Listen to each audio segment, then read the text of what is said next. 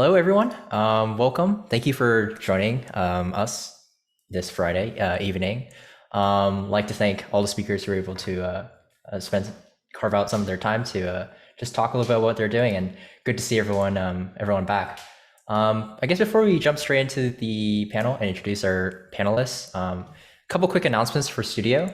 First is we have Students Run Studios, aka the 20-week project where the club is essentially divided into teams and we work on indie games. The signups for that due by midnight. We have over 100 signups right now, so that's a lot. Team formation is going to be interesting for us, but please, if you would like to work and be placed on a team, please sign up by midnight. Also, another announcement is that we will be having a cross-campus game jam next week with UCSD with their game development club. More details are on the Discord announcement. We have a link to a separate Discord server on which you can join. And so without further ado, I'd like to introduce our panelists, starting with Tyler. Hello, I'll quickly go. So yeah, I graduated in 2018, started ACM Studio in that first year, and we joined, and that was a lot of fun. So I now work at Snap. I was previously working at Vertebrae, and we got acquired about 6 months ago. And sort of going down here, we've got some of our favorite things. So I think favorite memory, we did Ludum Dare 38, Matt, Judy, and CJ. Fortunately, Matt's not here. We got both Judy and CJ here, and that was a great time. And yeah, in the past, I've worked on AR projects. At the top there, you can see that one. That's what we made. That was great. A little bit buggy, if I recall. So I've worked on a lot of AR. I started like an AR advertising with Vertebrae, and then we went on to AR e-commerce. And now I'm sort of more on the 3D pipeline side of things, really helping with pipeline tooling and automation. But here are some examples of projects I've worked on at the bottom. So sort of just generic like face try on the left, and then this crazy coach shoe configurator. I sort of went in and tried to make the ugliest one I could with this one, because you can really do some pretty crazy combos. But this is all like sort of real-time 3D and AR configuration, which was a fun project too. Hello, I'm CJ. I was co-president of ACM Studio after Tyler with Judy. I graduated in 2019, and I'm currently a software engineer at Blizzard. I work on World of Warcraft. I'm on the engine team there. So yeah. Yeah, my favorite moments in studio were just all the little moments hanging out with people, working on games together. There were a lot of cool projects I got to work on over the years, and yeah, I just really loved hanging out with people and working on things. Some of the things I worked on in studio, we got RoboBall, Disco Slims from way back. I don't know if anyone here has ever seen any of these projects, but and there's Horus and RoboDrive from more recent years. And yeah, a present project, well, I just wrote what I work on at work, but I do work on just quite a bit of random things in my own free time still. Yeah, and there's some hobbies there if you're interested. I didn't put any cool screenshots of my stuff, I'm sorry. But hopefully you can appreciate everyone else's. But yeah, that's me. I'm Judy. I was co-president with CJ, also graduated in 2019. I'm currently a stop motion animator. Most recently, I worked on the American Girl of the Year YouTube miniseries, and it was the first Asian American girl, so yay. And then I think there are some images on the next slide that I'll get to later from stuff that I worked on. Yeah, so that's me working with like okay. Should I just do it now or? Yeah, you can go ahead. Okay, so that's me on the stage when I'm working on American Girl stuff. So that's how big they are, and just thought it was like a cool picture for scale. And then I like go and like move the puppets like half a centimeter, and then I take a picture, and then move them half a centimeter, and then I take a picture. And then the one on the bottom with the dragon is Crossing Swords, which just came out in December, which is a Hulu show that I worked on as an animator. And then to the left, I also, one of my hobbies is drawing. So that's like one of the raccoons that I drew recently. So yeah. And after I graduated, I worked at a cognitive science lab at UCLA for a little bit, and they did research on video games, but specifically I worked on like kids game stuff. So that was really fun. It was like a pretty short time. So if anyone is interested in lab work, yeah, CogSci, you can ask me about that. But yeah, that's all. Hi, I'm Neil. I was also one of the co-founders of one of the clubs that became ACM Studio with Tyler. Currently, I work as a developer technology engineer in ProViz professional visualization at NVIDIA, where what I currently work on is kind of helping developers use GPUs more effectively. So a lot of rendering things. One of the things I've been doing recently is a collection of tutorials and samples for the Vulkan graphics API. So for instance, I wrote a thing where without any graphics knowledge, you can go from the very start of it and write like your very own like photorealistic path tracer in Vulkan in like 300 lines of C++, which I'm very proud of. Before that, I worked on Minecraft RTX and Quake 2 RTX, the ray tracing versions of these games at NVIDIA. And then before that, I interned at Weta Digital in 2016 on material research. And then in 2018, I interned at Raven Software and helped a bit with rendering things for the Call of Duty series. I also record music from time to time for this one project called The Garages, where they are kind of a music collective that does music about this game called Blazeball. And that's Blazeball with an L. Long story. And also a band called Putrid Shark, which makes metal music about a particular Icelandic dish. And then I also collect code facts, and I've been watching a lot of AGDQ, the Awesome Games Done Quick speedrun this week. Here are a couple of things I worked on, so that's Quake 2 RTX. There's Minecraft RTX, where I worked on the tone mapper from that. And that's a screenshot from the path tracing tutorial. And then the bottom right is a landscape, which is actually paper napkin, where I scanned the paper napkin and then brought it into Blender as a 3D model and kind of just added grass to it. And it looks like terrain. So there you go. Awesome. Sweet. Thank you everyone for introducing yourselves. So basically, I guess how the panel is going to work is I have a couple of questions prepared. I'm going to sort of shoot them at the panelists, and anyone can feel free to answer them. And then Christian will be helping me out in the chat. Everyone feel free to put questions in, and then we'll get to them and sort of intersperse the questions I have prepared as well as the ones in the chat. So I'm going to stop screen sharing and get started. So I guess the first question I have is, do you think that UCLA provided you with the resources to prepare you for what you do now in industry? And if the answer is no, then what kind of resources do you wish you had available? I guess I can go ahead and start with that one. I had a particularly unusual kind of path through UCLA where like I'm actually applied math to start out with. Instead of where the CS background that many people are coming from. And then on top of that, like I work in computer graphics these days, very heavily in computer graphics. And I actually didn't take any of the computer graphics classes at UCLA. It was kind of just like I read a lot of rendering books before UCLA. And then when I got to the computer graphics classes, which were not mandatory, I was kind of like, I don't really feel this.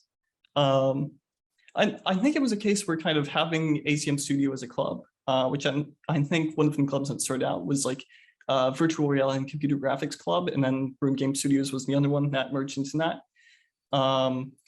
I think that was definitely a case where it was like before that, I knew like almost nobody else at UCLA who was doing computer graphics. And so that was just a major resource. One of the really surprising things though was that I think like all of the other fundamental CS and even like GE courses wound up being really handy. Like I think there's a section in CS32 where they talk very briefly about DMA transfers. Turns out we do that all the time. That's just uploading memory to the GPU. And then another surprising thing was at my current job, I do way more writing than I ever expected. It's like writing tutorials, writing very long tutorials, justifying why you need to do X task. It's all this type of persuasive and also very technical writing. I wound up like, there are very few GE classes actually at UCLA where they haven't come in useful, which is really surprising to me.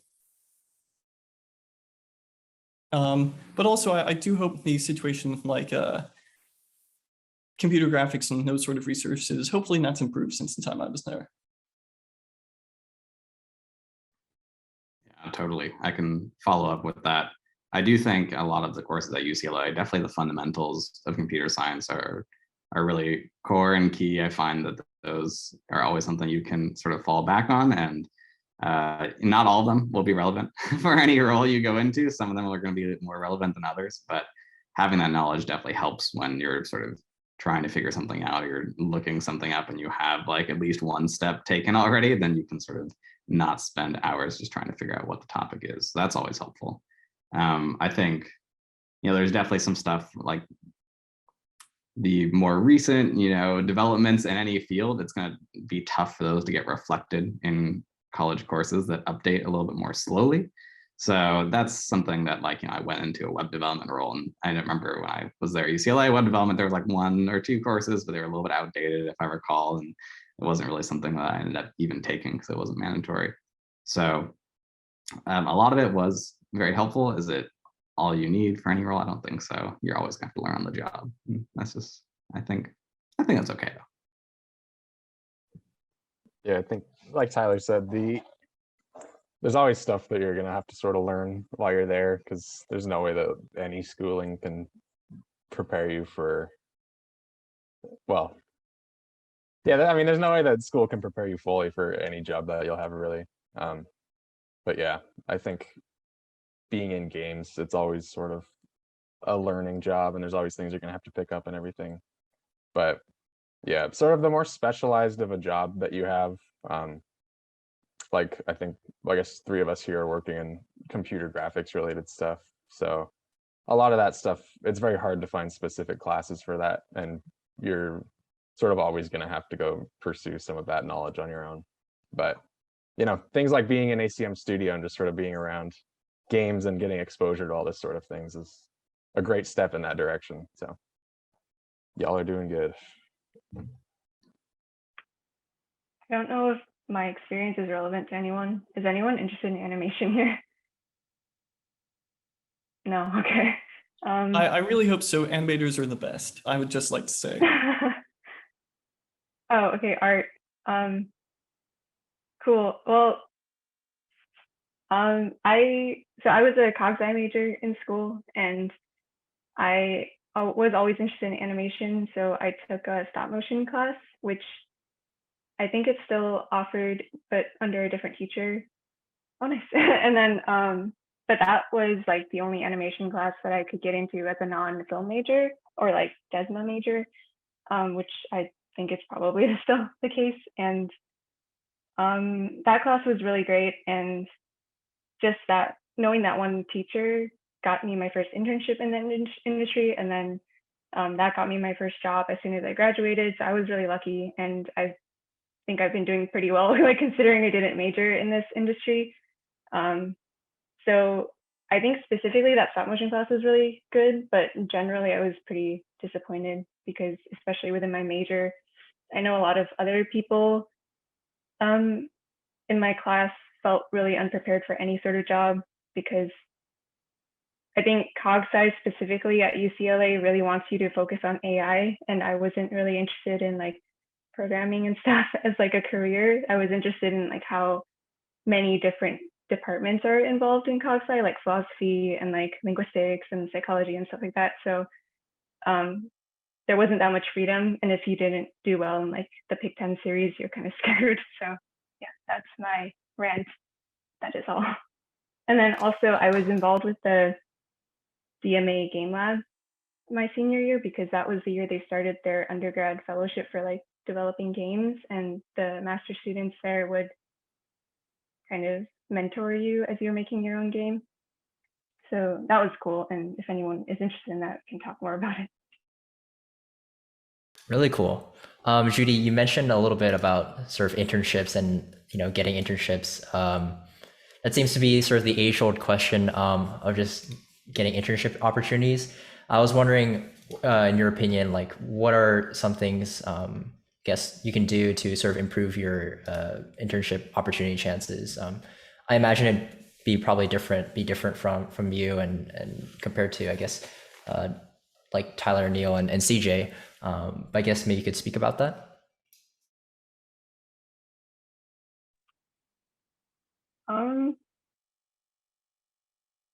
I don't really know how to frame this in a way that's most useful to everyone, but I feel like I was just really lucky. I think it helped a lot that stop motion class was a really small group, and it is late at night, or it was when I was taking it, like 7 to 10 p.m. So not that many people.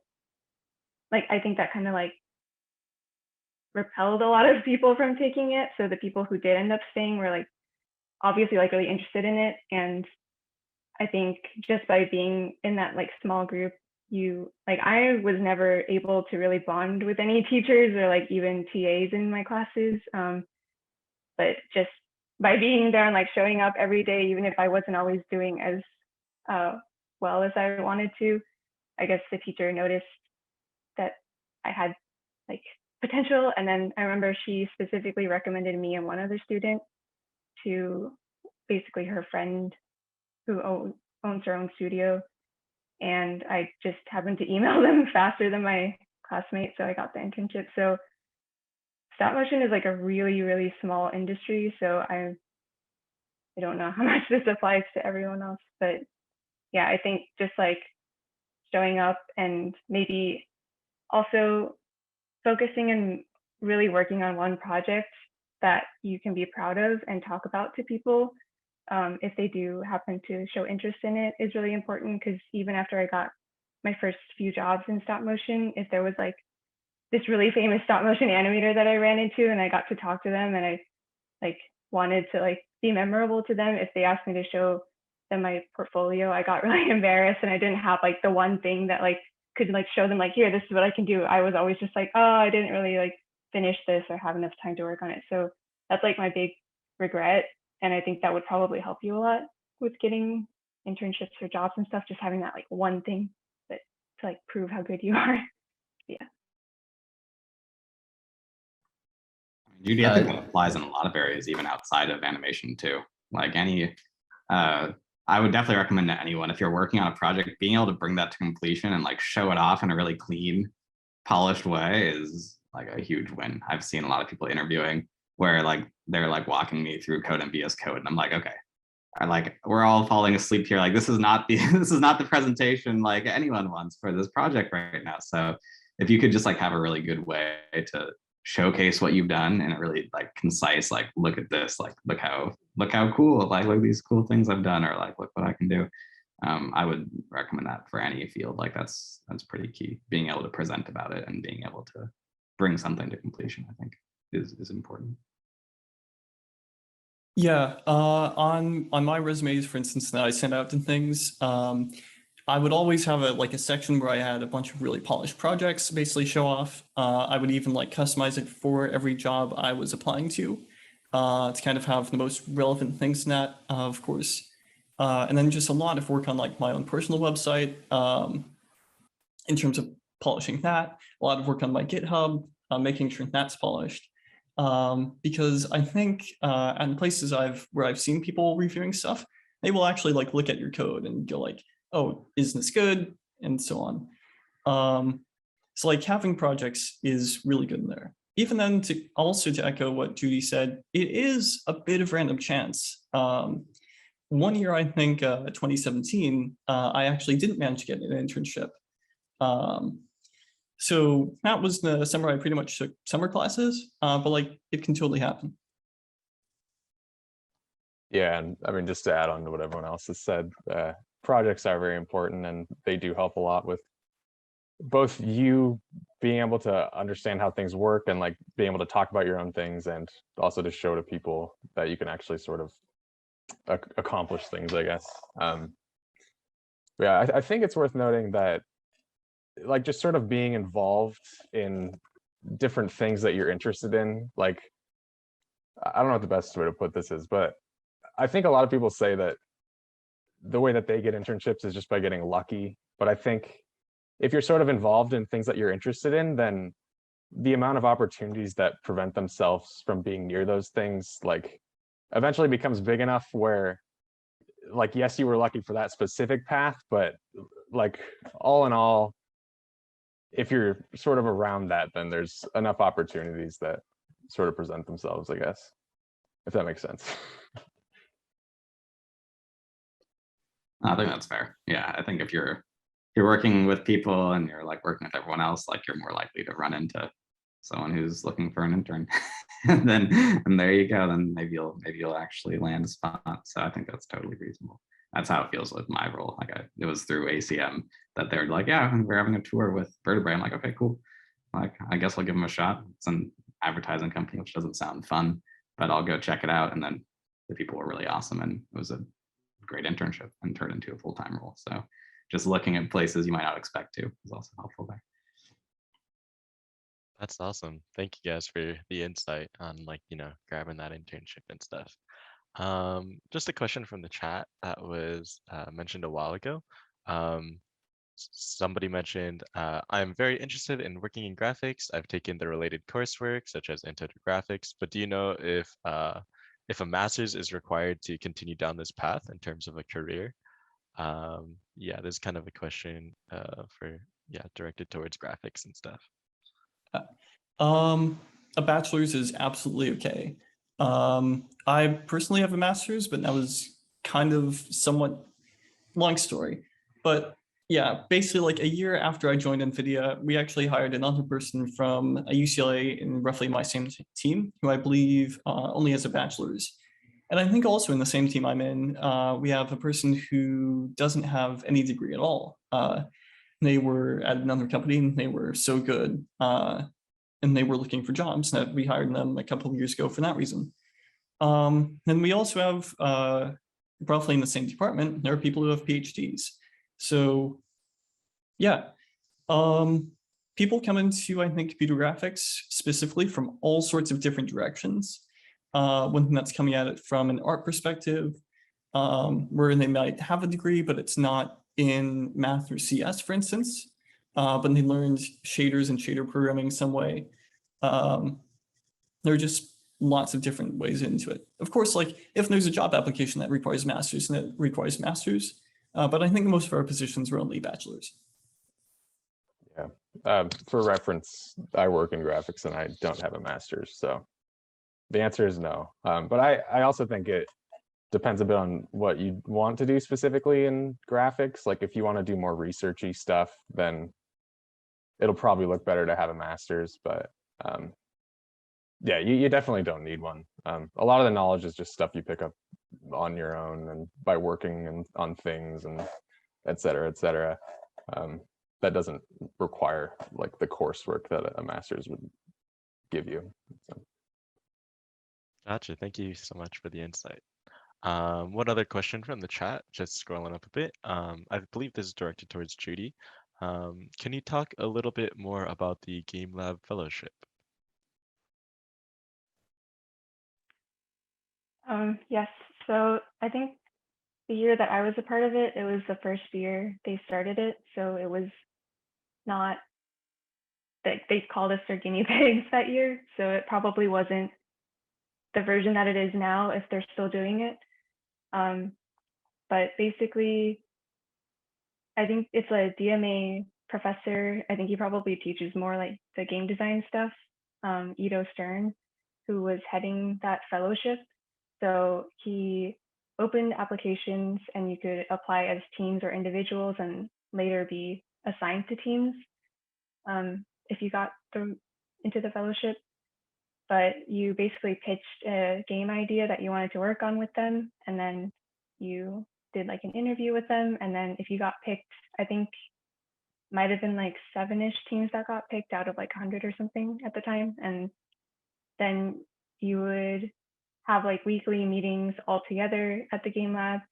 where you would kind of show everyone what you did that week, just to keep you on track. And then within your teams, you were supposed to meet regularly outside of that to work on stuff. And then there would be one grad student that would be assigned to you, and they would help guide you, keep things in scope and stuff. And I didn't finish my game at all. I kind of made the mistake of, hold on, let me read the chat real quick. Sorry. I made the mistake of applying with my friends and roommates at the time, and neither of them, like one of them was a Dma student, but not very on schedule with anything. And it was just really difficult to work with friends. And when it gets stressful, especially because it was all our senior year. So I think that fellowship, they give you a small amount of money that we didn't actually end up using at all. So there is money involved, but I don't think that's as important as like just getting your foot into the game lab and like getting attention from the professor and the grad students, because in my experience, the game lab is really hard to get involved with if you're not in Dma. They kind of don't like you, and they like experimental stuff, and they didn't like ACM studio very much. So that was a really good opportunity, but you definitely have to manage yourself super well and probably not be doing a lot of other stuff at the time in order to put all that energy into the game.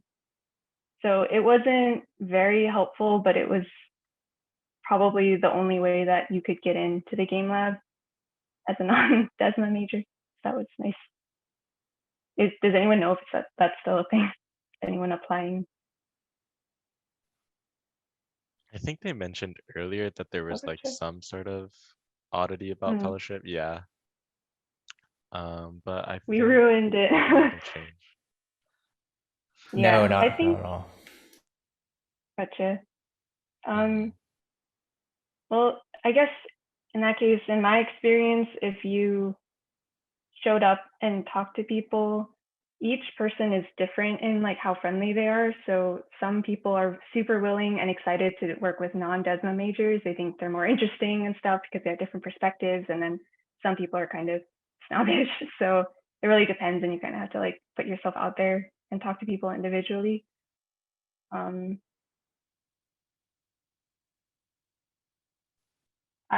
When I was a student, like regarding the last thing in the chat just now, you couldn't double major in any art related thing. And I don't think you even were allowed to minor in any art related thing, because they just wanted you to commit to it. So that kind of made it difficult to pursue animation as a student. And then, sorry, like earlier I saw people talking about the stop motion class. So that's also difficult to get into just because people don't know about it. I only knew about it because I worked in the Dma department as like an assistant to a professor. So I saw like flyers for it in the building, but no one else outside of the building ever tells you about it. So it's really hard to know about. But yeah, I think you just there's like a really special code that you have to put in when you sign up for classes to get it. You can't just like search for it or something. So I guess, I don't know if you guys are even on campus right now, probably not, but the way I knew about it was to just go hang out in the Dma building. I guess sort of the labor environment, but maybe you could speak to sort of the work-life balance you have now. And I guess a general question would be, what does your work-life balance look like, I guess, to all the panelists? Yeah, I think when I started at NVIDIA, I think one of the nice things was I was kind of very clear with myself that I wanted it to be only like very strictly a 9 to 5 thing, in terms of like, if I've worked 8 hours and if I have some task which isn't done at the end of the 8 hours, I will actually put it away, take it up tomorrow. I think also that is something that has kind of, I feel like it's gotten better during work from home, in fact, mostly because the ability to kind of set my own hours and shift them around, that's really nice. Work-life balance though, I still have to do some very deliberate things in order to kind of preserve that. So there's a lot of hobbies that I'm dedicated to because just to have a balance of I'm doing something socially outside of that. I literally have a second desk as well which is separate from my work desk, just to have kind of these separate spaces. I'll also acknowledge that I think I'm very fortunate to be working at a company and to have the ability to have a lot of these things, because I know that's not the case for everybody. Yeah, my work conditions, I guess, are fairly similar to Neil's as well. At least on engineering specifically at Blizzard, no one's like ever expected to work more than 8 hours a day. And if you want overtime, like you have to specifically request that from your manager, and that's like specifically on you and everything. But no one's ever really asked to work more. So yeah, I mean, for me, work-life balance is good too. Like just 8 hours of work a day, and then I'm free to do whatever I want. I can follow up. Yeah, so I have also been lucky. I've had a pretty healthy work-life balance through the work I've done. I started at Vertebrae, which was a sort of smaller company, a startup at the time. And definitely in the smaller companies, there are moments where certain projects need to be done or completed, and those will be sort of those little sections of a couple of weeks where maybe you work 10 hours. Or I remember staying like late and doing like some photogrammetry shoots with one of the art people at the team, and that was like a very surreal experience to look back on. But generally, all things considered, and now here at Snap, it hasn't been something where I've been working crazy hours, pretty consistent. And similarly, I think to Neil, of being very conscious about that when working, and like being sort of real with myself that I know I can get very into the work I do. So making sure that I hold myself back for just making sure you preserve your own sort of health and wellness, I think is a really important point to make as well. That even if you can work more, it doesn't necessarily mean you should. It's important to actually have that time off as well, just for a multitude of reasons. I have a funny story to tell about this actually. Back in 2019, when people were still out in the office, there was this one time when I was taking a flight back from the East Coast back to the West Coast where I work. And Cousin's flight was basically, what happened is that this flight got very disrupted. It wound up going to none of the 3 airports it was originally supposed to. It wound up taking like 12 hours longer than it was supposed to. I wound up like sleeping in the hotel for exactly 1 hour going back to the airport. It was a mess. But anyways, by the time I get to San Jose, after my luggage has been delivered to a different place, I pick up my luggage and I'm like, okay, cool. It's Monday. I really want to go to work, so I'm going to go to the office. So I show up in the office, still in the clothes I was wearing over like the last 20 hours. And I'm like, okay, all right, I'm ready to work. Let's build this next feature. And my coworkers are like, no, go home. No, just do not. I think it was both out of concern for my health, but also there's a really good point here in terms of if I had kind of soldiered on and written those 3 hours of code, I probably would have needed to spend 3 hours the next day fixing all of the bugs in that 3 hours of code. So it was almost a case where it would have been much better if I just went home, which I did. But yeah, it is very much a case where it's like, even though I like working on things that I work on, I know that my work is going to be better if I don't have these very long shifts.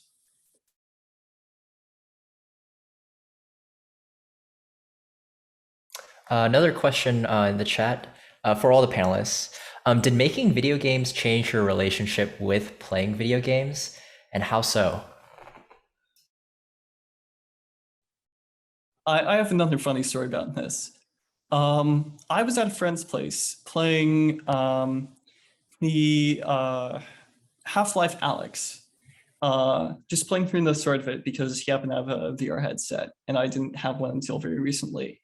And I get into this one room where there's like all these puddles on the floor and lights on the top.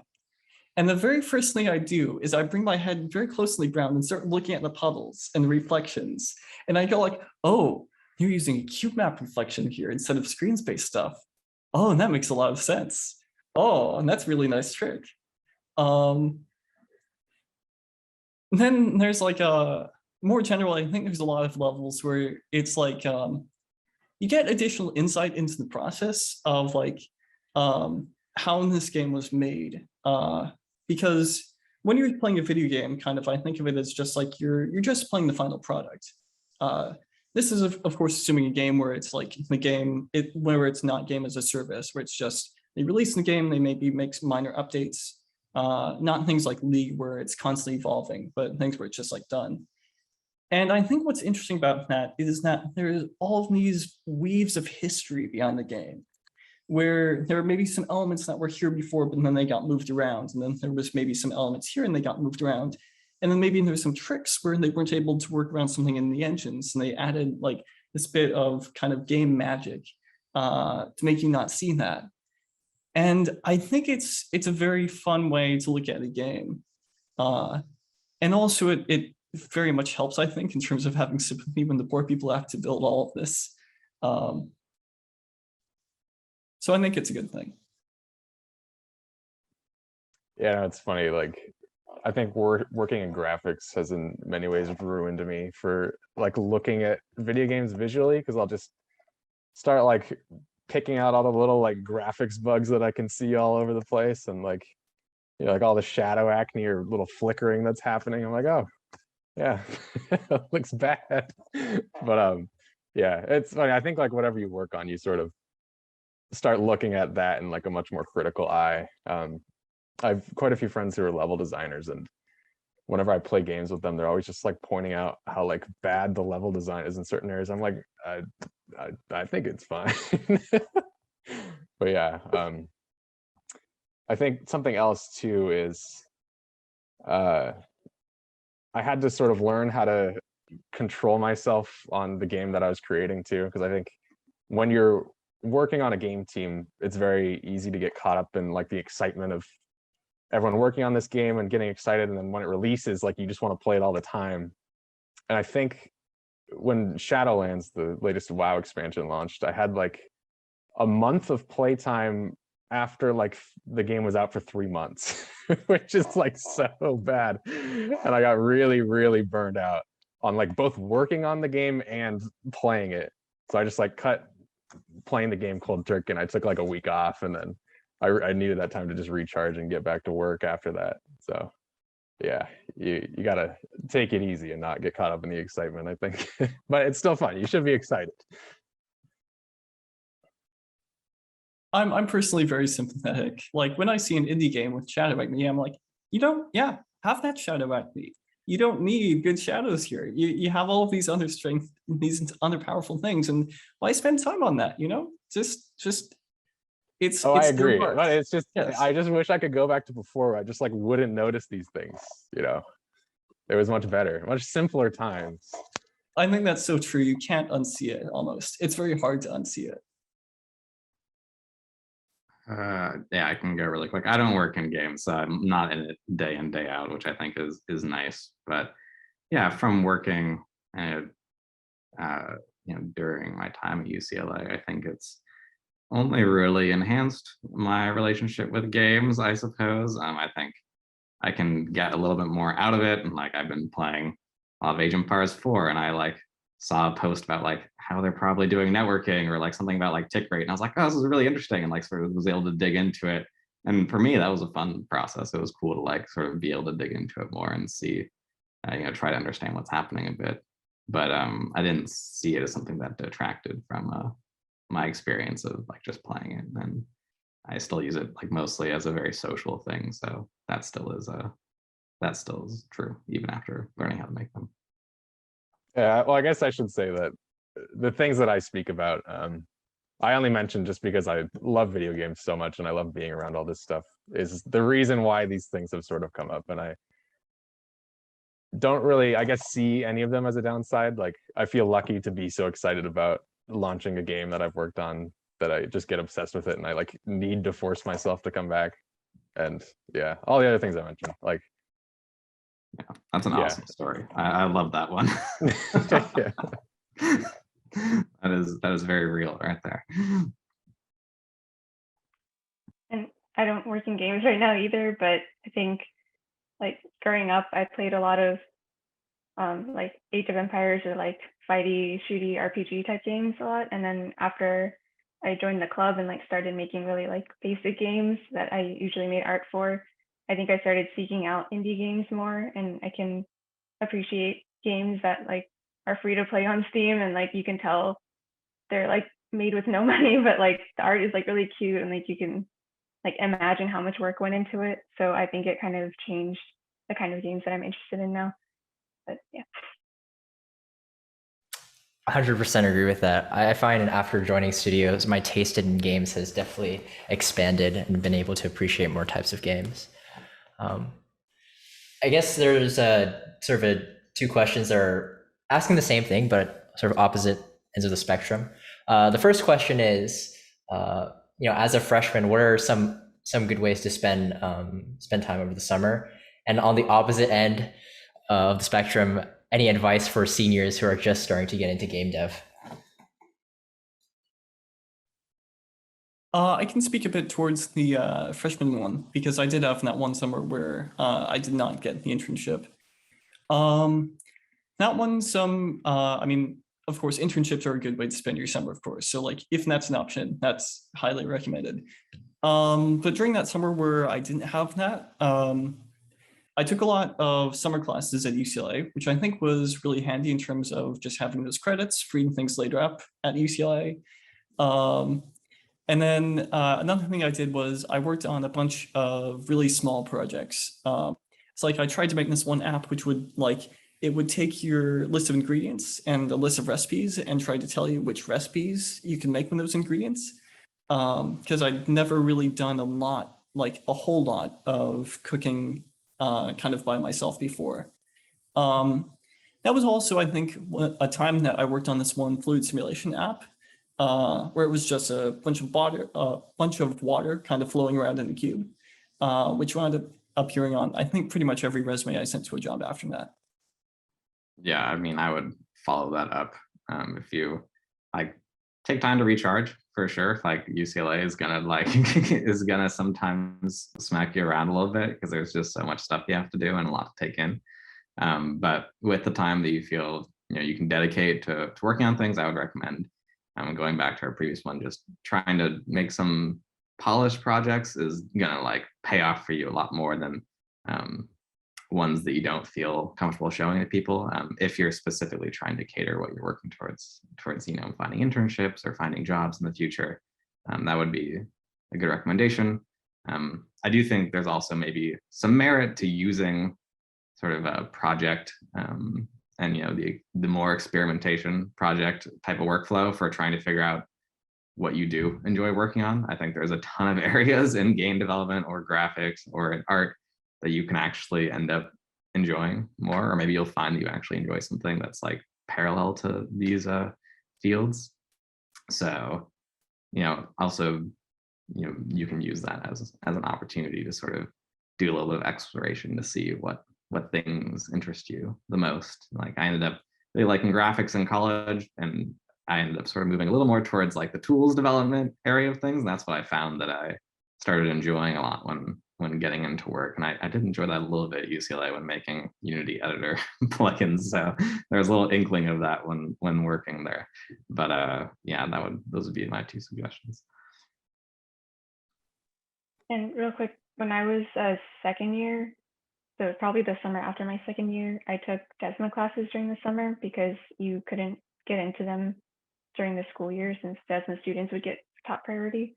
So that was a good opportunity. The classes aren't taught by the normal professors. I don't know if you guys already know all this, but it was normally the TAs would take over for the summer. So you definitely don't get to talk to the important people.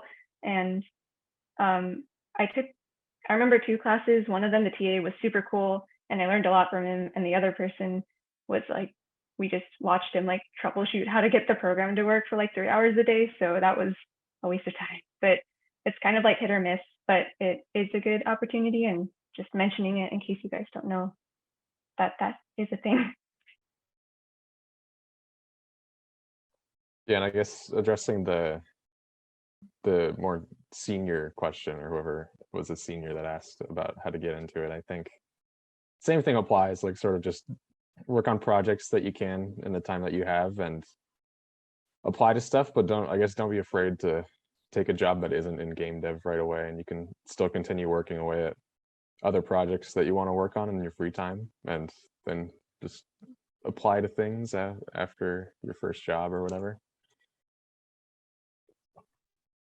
There's a lot of roles in 3D that aren't necessarily in games for sure, and they, can have their own.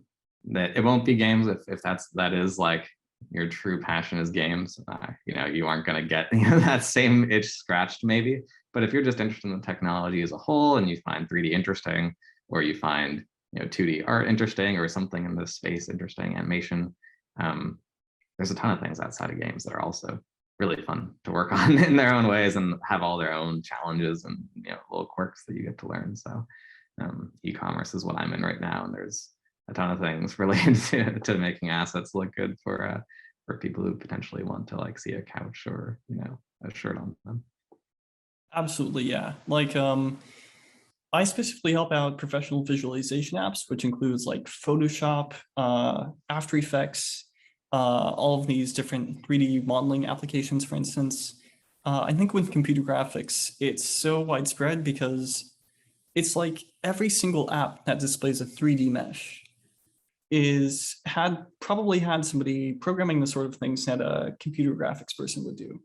So there's a lot of demand for such things outside of games and inside games, because that's what ACM Studio focuses on, admittedly. Gotcha. Thank you guys so much for the insight. Yeah, we definitely have a really wide a range of backgrounds, and some people are like getting into this freshman, some people kind of like found it later on in their in college. So definitely thank you for addressing both of these ends. Another question in the chat is going to be related a bit more closely to the game industry. What do you think is the best time for students to apply to new grad positions? I know that with the nature of games and their release cycles, studios don't always have the same need for bodies year round. Yeah, I guess with that context, do you anyone? Well, on my team, if a position is open, then it's like actively hiring. So I don't know in my case if there is a specifically best time to do it. Just if it's open, go for it. And yeah, if you're a good match, then yeah. I'm sure some companies generally do like headcount planning, maybe yearly or something along those lines. Then maybe a bunch of roles will open up at the beginning of the year. So, maybe this time is a good time to sort of look out and see if you see any roles popping up. It is going to differ per company, I imagine, on a lot of these, sort of based on their internal efforts and what initiatives they're trying to tackle. But that's something I've seen in practice, is that you'll see sort of some big planning efforts, and then a bunch of roles will open up for whatever's been allocated for the next year. Another question in the chat. Question for Judy. Could you tell us more about puppet fabrication? What did you actually do while doing this as a job? I was actually just typing up a response, so I'll just submit it and then just talk really quick about it. So I worked on Alien Xmas, which is like a Christmas movie on Netflix that came out a couple of years ago. Yeah, so I mean, I guess it's just the one person that's interested in it, you can just read it. But I don't know, should I talk about it or no? Yeah, I'm interested to hear about it. Yeah. Okay, well, I guess one thing I'll mention is there's a lot of like safety issues in stop motion. Like, in case anyone's interested, you should know this going into it. It's really small, and it's not like big corporate professional in a lot of ways. So no one is really accountable a lot of the time. So people are generally nice. So if you feel unsafe doing something like using chemicals or heavy machinery and stuff like that, then usually like you can talk and like, people are nice. But on like, like, I don't know what the word is, but like at the end of the day, there's not really a lot of like rules, and that does get pretty stressful. But anyway, that's kind of irrelevant. Puppet fabrication, I made like, so the puppets are like generally this big, and I made like the little arm parts, the leg parts, the body parts, and then like I assemble them, and then you give them to the other like molding department, and then they like pour the silicone or the foam in, and then it like fills up and it creates the body, and then you take it back and then you like trim it, and then you like send it to a different department and they put like little clothes on them and then they like paint them. So it was like a lot of in between departments, and it was really fun, but I don't want to ramble about it. So that's all. No, that's very cool. Another question I had was in regards to working on games, even, you know, as part of a club and not necessarily like professionally, do you still like, how do you think game development in college specifically has helped you in industry, in other parts, I guess, of your life? I think in college, especially, game jams taught me how to scope well. There were a lot of times during game jams where we would be halfway through and we'd go like, okay, we had this plan, we have to pivot on this plan, we have to throw out half the features we had, but then we can make something that makes it out the door in terms of the deadline that we have. It made me a lot better, I think, in terms of also planning in advance. What do I think is possible? That would, I think, be the main professional thing. I think for me, yeah, I agree with what Neil said. And also another one, being able to like split a task up into smaller parts, both for being able to delegate work to other people and also just for yourself. Like if you're working on something and it's something that'll take you, I don't know, 2 weeks or whatever, like, okay, what can I do today? What can I do tomorrow? What can I do the next day? So you can actually take the steps you need to get it done. That was a big one. I can add on both of those points. Super great. I think those definitely have contributed as well for me. I think a big part of developing games and developing games on team is that exchange of ideas and getting used to working on teams and collaborating. There's a lot of nuance to making things on a team and things you need to learn and fail at to sort of get better.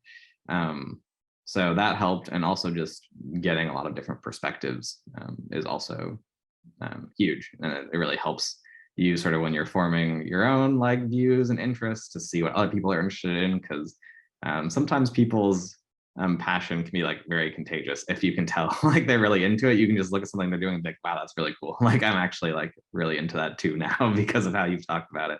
So that type of interaction, I think I saw a lot of when I was at UCLA, of like people who are just really into certain things and be like, yeah, that is really cool actually. Like I'm gonna look into that too. Like, and then that sort of leads to maybe what you're interested in the future. So those have all contributed a lot to my day-to-day today.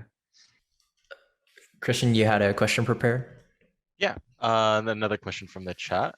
On your resumes, did you list the games you worked on? If so, like how did you present them in terms of like links, pictures, etc., like anything presentation based? For me, this was difficult because from the game I worked on an internship, I guess I'm specifically talking about games I worked on an internship rather than ACM studio games here. But from that one, that was difficult because the game was not released when I was using the resume for things. And on top of that, the tech wasn't released until maybe 3 years later.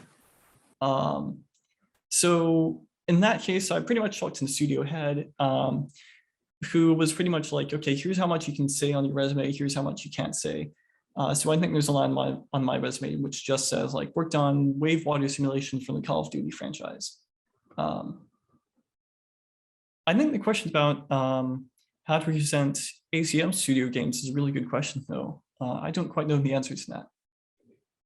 So if somebody else would like to answer that would be awesome. Sorry, what was the thing you were saying? Or what was the thing you were asking? The second part? Like, how do you present ACM studio games on your resume? Oh, okay. Yeah. Well, at least I'll talk about what my resume looked like back when I was in UCLA, which will probably be more useful for you guys. But my resume was essentially just like 2 sections.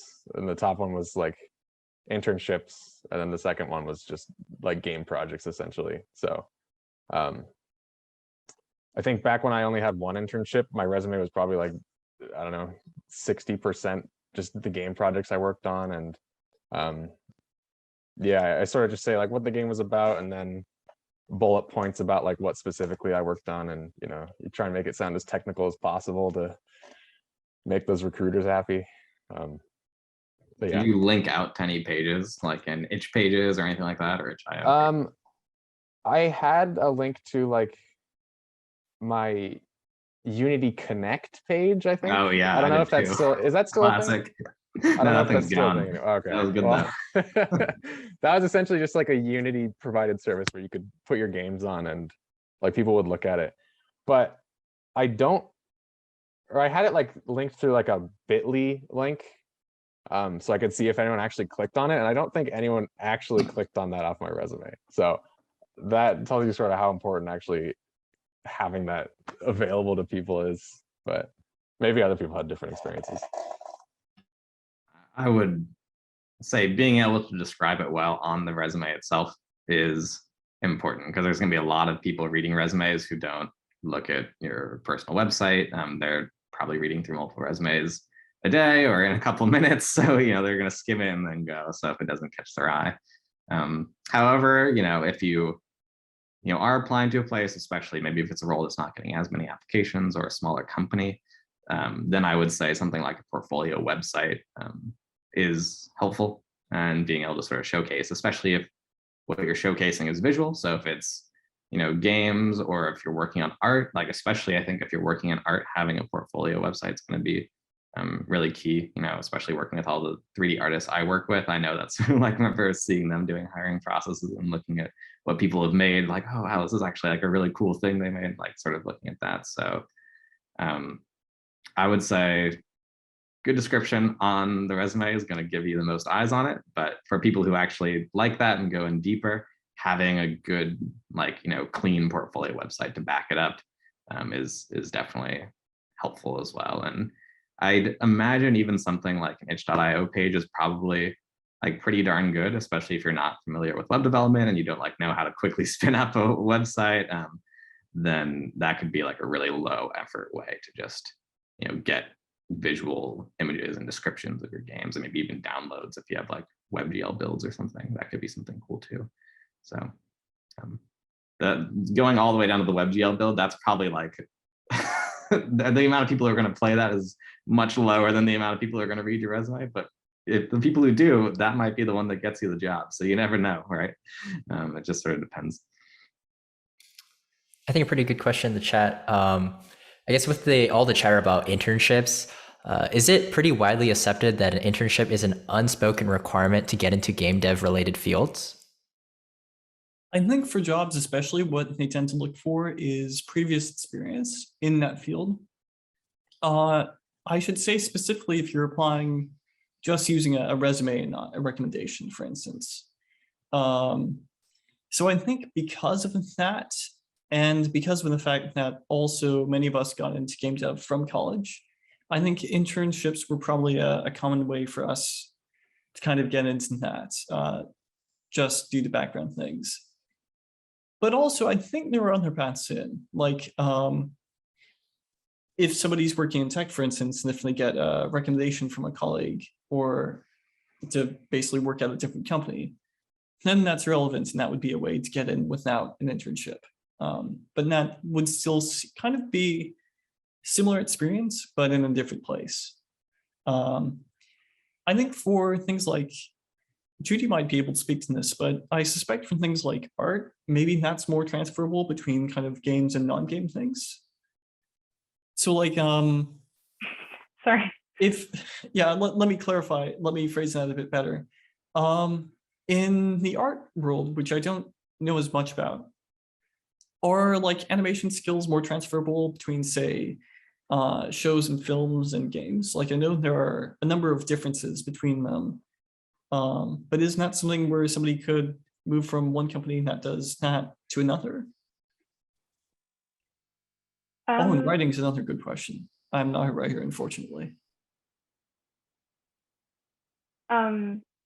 That's it. I guess I can only speak for stop motion, which kind of limits it a lot. I know there are stop motion people who are like really heavily into game development, and that's just kind of like a cool thing that they do. I don't think anyone really cares. Like if like from a hiring perspective, at least like in my pool of people. So I feel like there's not that much transferability, but it probably is better in like 2D or 3D stuff. Yeah. Sorry, go you say. I have yeah, back to the original question. I have a couple friends who have gotten into games, like neither by going to school or by like having internships or anything, and their progression to that, I guess, was a lot more natural than like the paths we took of like internship, job. And you hear about this a lot with like the designers who worked on like older Valve games and stuff. But yeah, like one of my friends, he was originally a modder for TF2 games, and then he got hired on to work on Black Mesa, and then that at the time the team was only like 4 people or something, and then he used that to get like another job. So yeah, there's a lot of different ways you can get into things. I guess at bigger companies, internships will probably help you a lot more than if you want to work on like indie games or something. If you work at an indie game studio, I would expect they would just care a lot more about like the cool things you've worked on rather than your actual like work experience in an internship or something.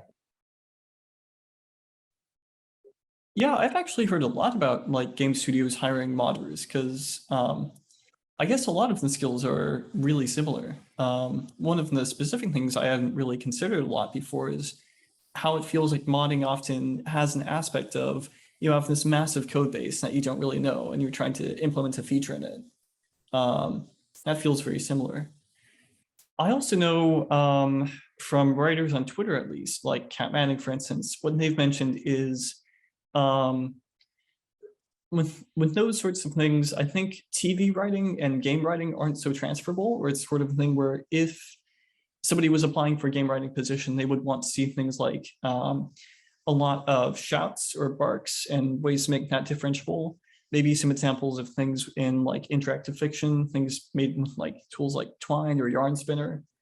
So I think that's almost an example of without an internship, previous projects can pretty easily fill that gap. Because there are examples of work that you've done and which are often pretty relevant. Also, I just wanted to mention, I don't know if like it's my place to say this, but I think Matt Fabius, who isn't here right now, he does interviews to hire people. So he might have more insight into this stuff. I know he's like hired writers before, so maybe you can reach out to him later. Yep, I can definitely connect you, Moff, and with Matt. So, another question is, how do you explore the variety of career options during your time at UCLA? I feel like there are probably a lot of cool jobs that I don't even know about. This is a great question because, yeah, I mean, there's a bunch of cool jobs I still don't even know about now. Certainly, there's a ton of cool things you can do. Ways to explore those career options is a really great question as to trying to figure out what's out there. If you wanted to like just really get into it, like so say for instance you were into, you know, like the games industry and you wanted to see what people worked on, you can just go and look at job boards and see like what type of requirements they're putting up and what type of roles they're hiring and see like, oh, that's a job, like someone does that as their day-to-day, like, okay, cool, like that's a role that someone has. So if you wanted to just get a sense for what exists in maybe the space that you're in, you could totally do that. Or there's maybe like blog posts and things to sort of learn more about those type of areas. As far as exploring it during like using UCLA's resources, I'd be interested to hear if anyone else has thoughts on like ways maybe they explored different things while at UCLA. Yeah. I'm not sure if this question is directed more to like just specifically in games or like CS as a whole, if you're a CS student.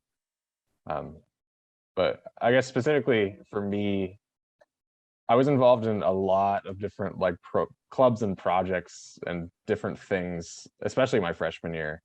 And after that, I sort of narrowed it down. Like, I think my freshman year, I was in like, I was on like the Daily Bruin web team, and I was a part of IEEE doing like electrical engineering projects. And I had like an internship that was doing like iOS development.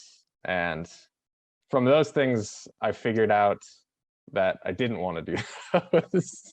And the projects that I did enjoy was sort of what I ended up doing, which was mostly stuff in games. Okay, so cog sci major and Desma major. So this might be, I might have given you advice for more general CS instead of specifically within games, but maybe someone else can add something. I would follow up and say being able to just participate in clubs and student groups is a really great way just to, again, get different ideas from people because they might know about roles or job opportunities or things they've heard about that sounds interesting to you as well. And yeah, don't be afraid to like over-index a little bit on the amount you go into and then just like sort of pull that list down. Just make sure you eventually pull it down to something reasonable so you don't like totally burn yourself out. That's the important part. But yeah, it's definitely being able to just try out a bunch of different things, I think, is a huge benefit of being at. And I don't know how this works in the remote environment, unfortunately. I'm sure there's systems in place for this, but hopefully there's just a way to connect with people and sort of hear their thoughts and work on things or discuss things. And since I was a cog sci major and also like trying to be Desma as much as I could, I had a work study job for my first 2-3 years in school, and I was basically an assistant to a Desma professor. So I got to go to like the events that she hosted, and I was just like around in the Desma building a lot. And I guess I got to talk to like grad students and stuff. So that definitely like gave me the opportunity to talk to a lot of different people, which was nice. But that job specifically was like, I kind of regret having that job because that like being an assistant is very vague, and like I think it's really important to set clear boundaries when you have jobs during school, because being a student is really important, and there's like so many things that you can invest your time in. You don't want to get like sucked up into one thing and then regret it later. So that like for me personally, that was like my way of getting into Desma. And then later on, applying to that Game Lab fellowship was my second way of like being in Desma. So I guess just, I don't know, like if there are any ways for you guys to talk to Desma majors or like be in the same spaces as them, like virtually at all. I think like I liked ACM Studio and clubs like this because you'd get a lot of people from different majors, and that's how you like just like talking to other students, I think, is like the best thing. But yeah, I don't know if my on-campus experience is helpful to you. Sorry. I mean, we have to return back to campus eventually, right? No, I don't know. Sorry. I guess one question I had, I guess sort of it's a more serious topic, but I'm glad it's sort of being talked about more recently is, I guess, what are your thoughts on sort of, I guess, imposter syndrome? And like, I guess if you feel comfortable sharing, have you experienced it? And I guess, how do you deal with that? Because it seems to be very common, especially like within within the comp sci community, I'm sure like within other majors as well.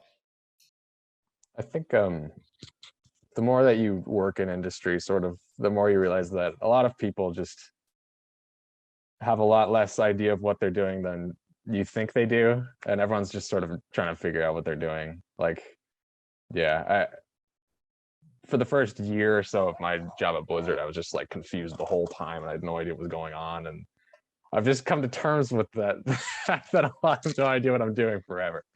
No, I'm kidding, but yeah, you definitely learn a lot more by just doing stuff. And if you were hired into the job that you got, or like if you are in a position, then you probably deserve that position you're in. So just understand that, yeah, a lot of people don't really have a full grasp of what they're doing, and that's okay. And Yeah. add to this. Sorry, go for it, Tyler. I'll just follow up very quickly. To add to that, everyone has sort of experience in different areas too. So like, it's very easy to look at someone else and be like, oh, I don't know that thing that they just talked about, but like you might know these other areas that you have experience with that they don't have as much experience with. So it totally is about blending people's backgrounds, and you're not expected to be someone who's like the superhuman who knows all these things, and you're also not expected to know things that people who've been working there for a while already know. Like, it's sort of all about learning, especially when starting out. Like, not knowing things is totally expected, and a good thing, because it means you're in an area where you're actually like learning things. Like, if you go to a place and you feel like you're not actually learning something, that's maybe a bigger concern, I would say. Yeah, I don't think I've ever had a job or a position where I think for the first 3 or 4 weeks, I haven't been like, oh my God, they're going to like fire me or kick me out like anytime now. Even though like everything's going perfect, like I'll just mentally, I'll be going like, oh my God, I'm going to like have to take all my stuff and put it in the box the next day and hand my cards to the person. Like, so it does definitely get better with time. I think for me personally, a lot of it has been what Tyler said, kind of realizing, okay, these people know more than me on some aspects, but there are also some aspects where I know I can go really deep into them, and that they probably don't know about that. With an applied math degree, this is particularly easy because I can just go into really deep math. There's also been other aspects where it's like, I think it's really good when for me now, when I realize that there are things that people know that I don't know, because then that's an opportunity for me to learn. It's kind of more of a challenge for me nowadays, kind of just keep myself having kind of a sort of beginner's mind, going like, oh, I should learn about this thing, or I should learn about that thing, or there's this system which I don't know about, I should learn about that. I think also part of it has been kind of recognizing that I and also everyone else am human. Like, I'm going to make mistakes. I'm going to break the build sometimes. I'm just going to do the best I can to, when that happens, I'm going to recover from that well. And I'm going to have systems that kind of fix that pretty well, I think. Like, throughout all of college, I had really bad imposter syndrome in like pretty much every single like environment that I was in, like whether it was cog sci classes or like ACM studio, because I am not like good at programming. So I always felt like irrelevant. And I feel like that's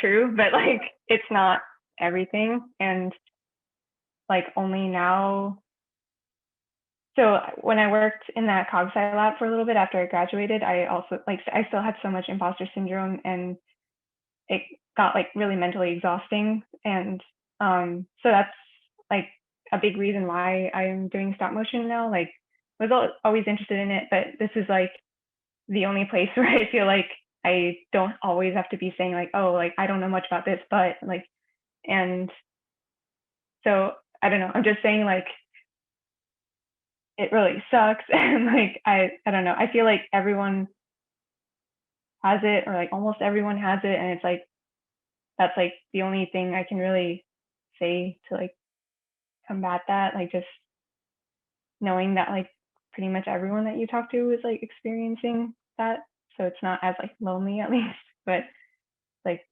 really hard. And like I guess the fact that you feel that way means that you're like aware, you're kind of like self-aware, like not that you have the right perception of yourself, but like you're aware of like how much like cooler things like you could learn and like how much better you could be, and like that means you're going to keep growing. And I don't know, just being self-aware makes you probably a much more tolerable person to other people around you. And it's like it feels really bad to you internally, but it probably is a sign that you're like, you know,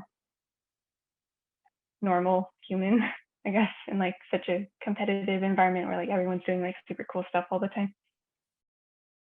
Sometimes I will, this is hard to describe. Sometimes I will feel like I will delight in feeling like the imposter. Like, they have let me into this space, even though I know so little about it. How clever I must be, how tricky I must be, how secret I must be. This was me in, I think, the Bruin Animation Club, where I do not know a lot about animation, but I'm so glad that they let me in. And I learned a lot from being in there, and there's still a lot about animation that I want to learn and need to learn. That's a great story.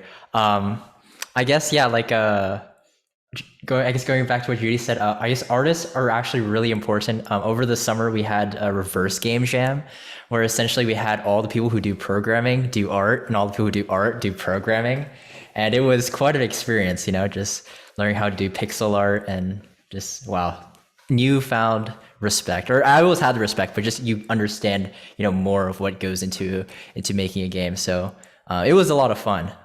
We'll say that. I thought the fact that you all did that was so cool. I played through some of those games, and like the one with the old man, like that was a really well drawn old man. Like that was really cool. Ray can speak to that. Ray knows her team. Yeah, cranky. And I think that's just such a fun experience, like getting to try something that you don't normally get to try, and also having the permission to be bad at it. Like, you know you're going to make programmer art, but there's so much you can learn by just making the art. Yeah, that was a very fun experience. I think going back, just want to make sure I get all the questions for everyone. Now being done with school, what is your opinion on the GPA chase?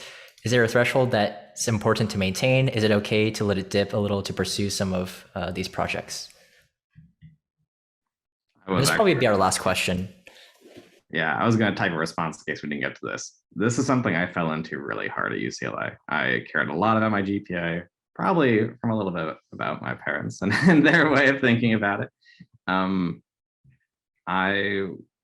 I would make sure to give sort of adequate time to those projects you work on and that you can work on while at school, because those end up aging much, much better than your GPA will. Like, I feel like at this point in my career, I already would be excluding my GPA from my resume because it's pretty much irrelevant. Like, it doesn't matter. They only care about sort of where I went to out of school, and if at all. So definitely I would recommend making sure you sort of allocate time to work on those projects, because those really do let you learn a ton. You're still going to be able to learn from classes, even if you're not acing everything. You're still going to be taking in information. But being able to work on projects and really have some good things you can point to as like, this is, you know, what I did, what I accomplished, I think is huge. And I'll stop taking up time so we can like do it before we wrap up. Any other thoughts from anyone else? Yeah, mental health and self-care is much more important than the GPA, I would say. Just taking care of yourself, taking care of your time in the system that is UCLA, where it's happy to kind of just extract many things for you, I think. And, you know, if your GPA isn't great, then you can always just not have the GPA on your resume. Like, that is something that can just be avoided in cases where the job isn't asking for that, of course. Yeah, I had a pretty bad GPA, at least like compared to the people that I talked to. I think it was like 3.2 or 1, but like my quarter GPA would be like 2.4. So like I think I was just stretched really thin, especially towards the end. Like, my grades were really good in freshman year, and then just like was like a steady downhill slope. And like the quarter system makes it so like once you fall back on something, it's really hard to catch up, and you're just like swimming in feelings of like, oh, I'm just like fucked forever. So that isn't like helpful either. And I think GPA is like really hard. Like, I don't know how people do it when they just keep it at like almost 4.0 the whole time. But art career isn't as relevant to most people. But when I worked at the lab, I was working there and they were trying to get me hired to a higher paying position, technically as a programmer, believe it or not. They were going to hire me as a programmer. And when I was making a resume for that, my boss just asked like, oh, what's your GPA? Is it higher than like 3.8? If not, just leave it off. So like a lot of people, yeah, just you can just leave it off, or a lot of people don't care about it. And just wanted to say real quick, that reminds me, if you feel like you're not super competitive, then finding those places like that lab, they were like really, really desperate for a good programmer, and they just like didn't know how to find it. Like they were like on campus, so they were surrounded by like really good programmer students and stuff, but they were like trying to hire me. So they were really desperate. And I think finding those places that you can insert yourself and be like, wow, like you guys should like beg to have me here. Like those opportunities are around. Just depends on like, you know, finding them. So there's always a place for everyone. That's all. Thank you for that. Yeah, definitely great insight. And it is 8 p.m. So I just like to, I guess, wrap this up and just thank everyone. Thank you all the panelists for spending an hour and a half of your time to come speak to everyone here. So just give a huge thanks again. Thanks for having us. It was great to talk to. I guess we didn't get to talk to everyone, but